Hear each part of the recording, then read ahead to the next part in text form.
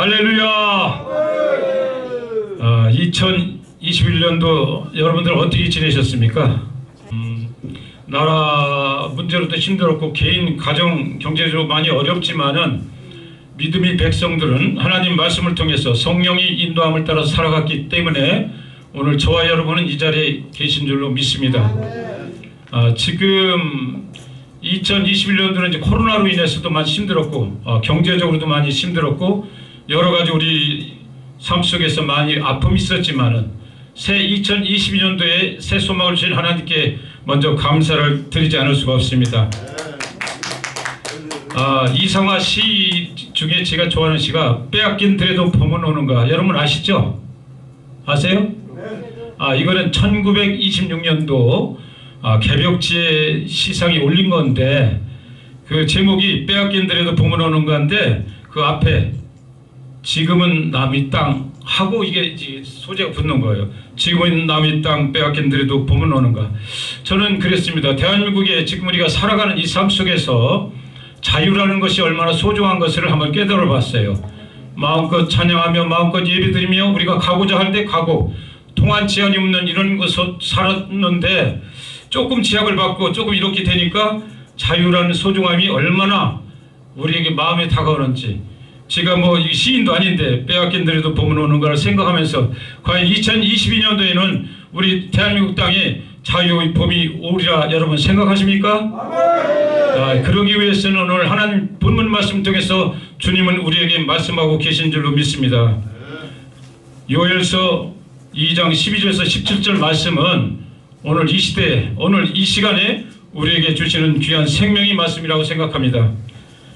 12절을 보니까 야훼의 말씀에 너희는 이제라도 금식하고 울며 애통하고 마음을 다하여 내게로 돌아오라. 주님은 때는 늦었지만은 이제라도 우리에게 애통하는 마음으로 돌아오라고 지금 말씀하고 계십니다. 하나님 마지막 기회를 우리에게 주셨어요. 세상 사람들 세상이 어떻게 돌아가는지 몰라요. 깨어있는 영적인 지도자들만큼은 세상이 어떻게 가고 있다는 것을 알 수가 있는 겁니다.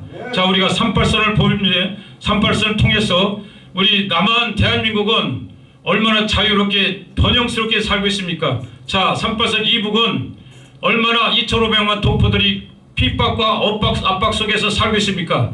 하나님이 이것을 보여주기 위해서 대한민국을 모델로 삼은 거라고 저는 생각합니다. 왜? 이때를 통해서 우리는 자유민주주의가 얼마나 소중한 거를 우리가 보여주고 자, 공산주의는 얼마나 저렇게 핍박 속에 사는 동포들을 우리가 볼 수 있으면서도 우리가 이거 깨닫지 못하고 기도하지 않는다면 우린 직무유기라고 저는 생각합니다. 그래서 오늘 타이틀이 지금은 비상사태라고 제가 말씀드린 겁니다. 야훼의 말씀에 너희는 이제라도 금식하고 울며 애통하라고 그랬어요. 이제라도 기회를 주었으니 하나님께 감사하지 않습니까? 우리 믿는 자들은 교회에서도 기도해야 되겠고 골방에서도 기도해야 되겠고 나가서도 하나님 자유를 달라고 하나님께 간절히 기도해야 될 줄로 믿습니다. 두 번째 오늘 2장 13절을 보니까 진정한 회개를 말씀하시네요. 너희는 옷을 찢지 말고 마음을 찢고 너희 하나님 야훼께로 돌아올지어다. 우리는 형식적인 예배를 드릴 때가 많아요. 저도 마찬가지입니다. 저도 10년이 넘게 살아왔으면서 신앙생활 한다면서 내가 섰는 줄 알면 넘어질까 조심하라는 그 말씀과 같이 저도 믿음이 있노라고 생각하면서 나이 먹어가면서 어떤 환난과 문제가 닥칠 때마다 겨자씨만한 믿음이 없구나 하는 것을 제가 느꼈어요. 저는 나름대로의 신앙이 굉장히 있다고 생각했고 자부했고 그랬는데 정말로 날로 하나님 만나면서 기도하면서 말씀 나눌 때마다 제가 죄인인 것을 알고 정말 제가 낮아진 것을 다시 한번 깨닫게 됩니다. 그러니까 우리는 예배 드릴 때 짧게지만 하나님께 진정으로 한번 통해 잡아가는 그런 기도를 드려야 될 줄 믿습니다. 겉옷을 찢는 그런 형식적인 예배가 아니라 정말 하나님 앞에 낱낱이 하나하나 조목조목 내가 무엇을 잘못했는지 우리 대한민국이 그동안 잘못된 것이 무엇인지 제가 볼 때는 그래요. WCC 가입했던 거 이건 정말 하나님 앞에 통해 잡아갈 일입니다. NCK에서 동성애 금지법 이런 거 반대하고 항의 않는 우리 교회 교단들 이거 회개해야 됩니다. 또한 우리가 이웃을 사랑한다면서 아까도 우리 박솔 목사님 말씀하셨지만 나는 잘 읽고 잘 살면서 이웃의 아픔을 예수님 마음으로 우리 돌아봤는가 이런 것을 하나하나 놓고 주님 앞에 진짜 기도할 때 하나님께서 우리 기도를 들으시고 응답해 주리라 믿습니다. 세 번째, 성회를 소집하라고 말씀하고 계십니다. 15절에 너희는 시온에서 나팔을 불어 거룩한 금식일을 정하고 성회를 소집하라. 지금은 한국교회가 성회를 소집할 때입니다. 지금은 안일하게 지낼 때가 아닙니다. 대한민국은 지금 풍전등화 백적 가운데 있을 때입니다. 영적인 눈을 바라보세요. 3월 9일 날 대선이 있는데 정치적 발언을 않는 것이 거룩한 것이 아니라 이 시대가 잘못 가고 있는 것을 비출 줄 아는 참 선지자가 이 땅에 있어야 된다고 생각합니다. 교회 안에서도 기도해야지만 세상에 나가서도 의를 행하는 그런 의로운 일꾼이 지도자가 나와야 된다고 생각합니다. 한국교회는 연합돼야 돼요. 한 목소리를 내야 됩니다. 지금 우리 자유민주주의가 지금 잘못하면 뺏기는 이 땅에서 우리가 봄을 기다리는 자유의 봄을 기다리는 우리들은 외치고 하나님께 회개하고 성의를 소집해야 될 줄로 믿습니다.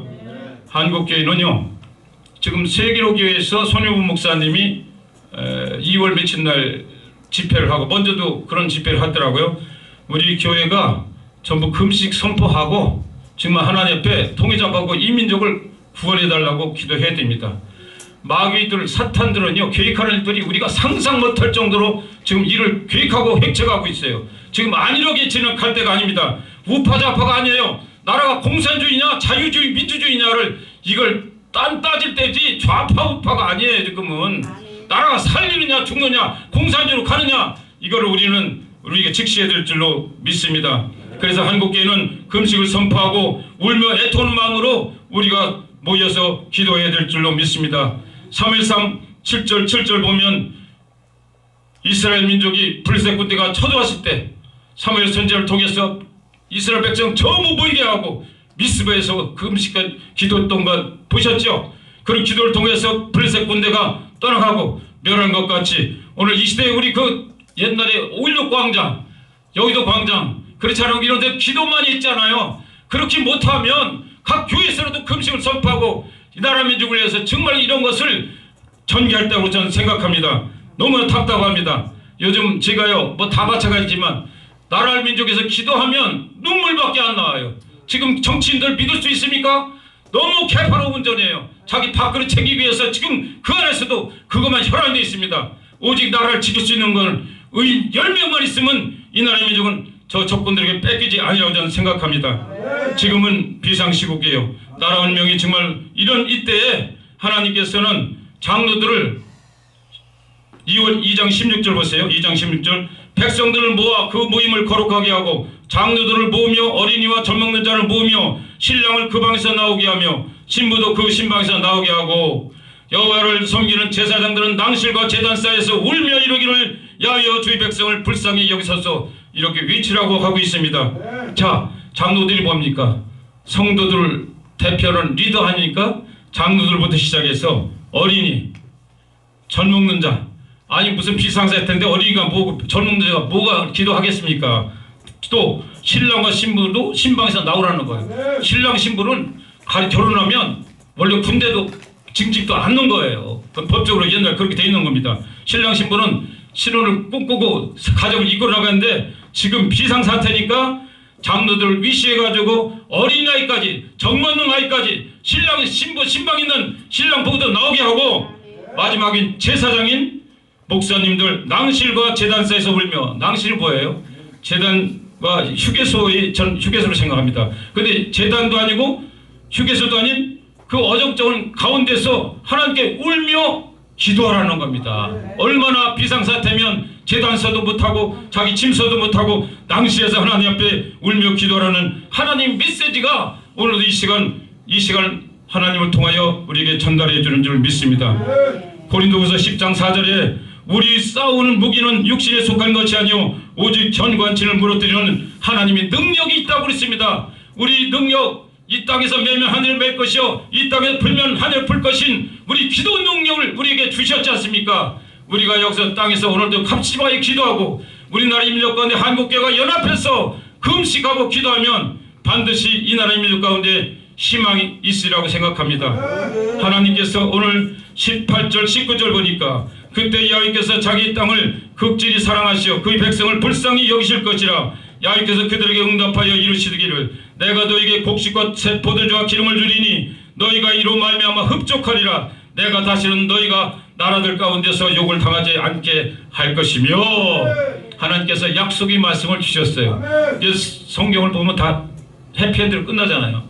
하나님은 감독이자 시나리오 작가예요. 제가 보면 너무나 아주 멋있게 항상 드라마가 보면 고난 속에 있을 때 하나님께 부르짖고 부르짖으면 하나님께서 불쌍히 여시고 구원하여 주시고 우리에게 풍성한 축복을 주셔서 하나님을 더 찬송하게 하고 하나님 복음을 땅끝까지 전파하는 그 은혜를 주실 줄 믿습니다. 우리 대한민국은 하나님께서 모델로 삼으신 거라고 저는 생각해요.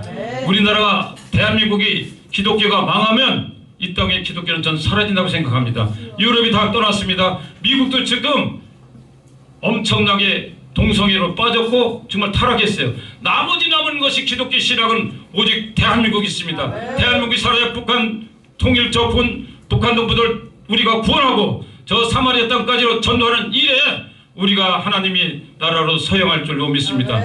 이스라엘 민족은 제1대 선민으로 하나님 삼으셨고 제 비밀로 남았던 선택된 이스라엘 민족은 대한민국이라고 저는 생각합니다. 몰라 이거 훗날이 어떻게 될지 모르지만 저는 개인적으로 그런 생각을 해봐요. 그래서 우리 택한 선민, 우리 대한민국 백성들은 특히 믿는 목사님들과 지도자들은 정말 하나님 옆에 깨어서 먼저 나라 민족을 위해 기도하고 나라가 민족이 평안해야 고연 가운데 우리도 신앙생활을 편안하게 할 수 있지 않습니까?